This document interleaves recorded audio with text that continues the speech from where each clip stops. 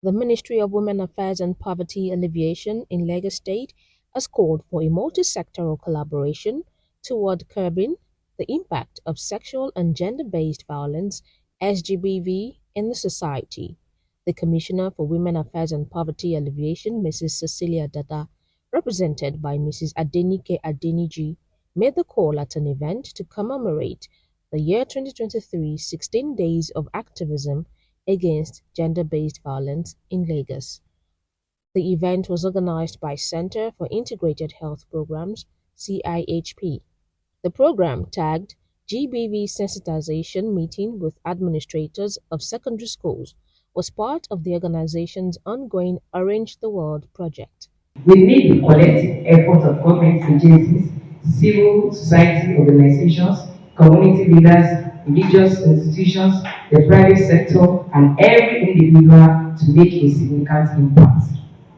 The pillar of multi-sectoral collaboration is public awareness and education. We must work together to create a society that understands the consequences of SGBV and actively work to prevent it through awareness campaigns, workshops, and education programs. We can equip individuals with knowledge on recognizing and reporting signs of abuse, preventing violence, and promoting gender equality. It's not about girls alone, even to the boys too. GBV is something that is done by girls to girls, female to female, woman to woman, man to man as well, and even cross gender as well. So it's something we need to really talk about. And not talking about it, there is this NGO about safety education that said, say something, when you see something, you say something. And this is what we're trying to talk about, and this is what we're cascading down, and even the awareness all around.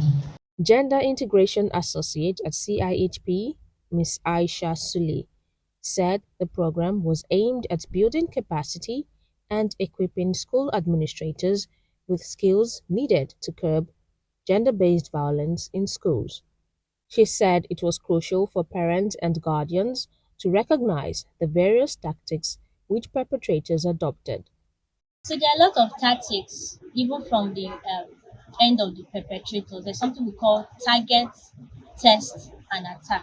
That is the tactic that perpetrators use to capture their victims or survivors. So at the target stage, they are looking at who is vulnerable. So when they identify their victim, they start to put in strategies that they can capture the victim to buy into their advances. And when they see that the victim is actually buying it, then they attack, they perpetrate the violence. So if as parents, as teachers, if we have that mindset of some of those tactics that perpetrators can use, then we're able to look out and see and identify when a case of abuse is about to occur. Or even when it has occurred, there are signs and symptoms that we can look out for, especially in children and adolescents. For instance, if you see a child that is withdrawn, you as a parent, as a teacher, you have to ask, you have to probe further and even provide solutions and do something. When you see something, you say something and you do something.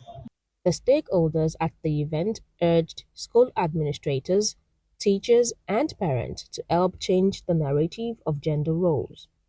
Lagos State now, we have this Protection Against Domestic Violence of Lagos State that has made everyone, including you, a mandated reporter. So it means that once you see something, you say something. Now, if the victim is a child that can't report, or if it's someone that is incapacitated by one reason or another that can't report, the law mandates you to make that report on his or her behalf.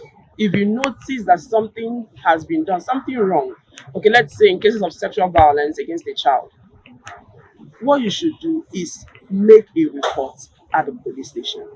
And now in most police stations, we have what is called a gender desk officer.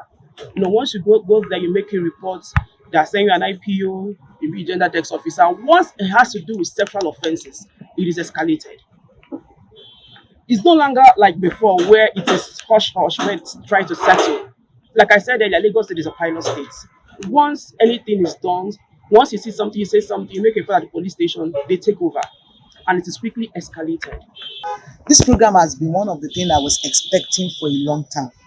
due to the fact that we are counselors, we are school administrators, as these are one of the challenges we face: gender-based violence and the sexual abuse and some other things like that.